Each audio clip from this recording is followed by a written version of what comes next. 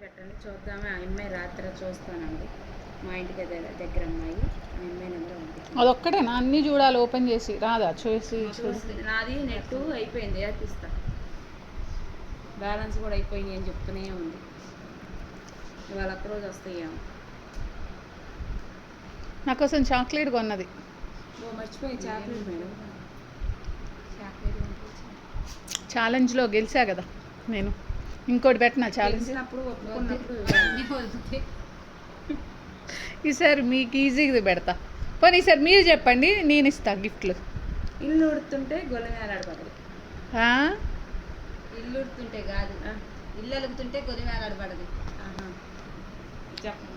అంత ఈజీ నా చిరాకు. నాకు కొంచెం కాలంలో టఫ్ అడగండి. మేడం గారు వర్షాకాలంలో పచ్చగుంటది, వేసవి కాలంలో ఎండిపోద్ది.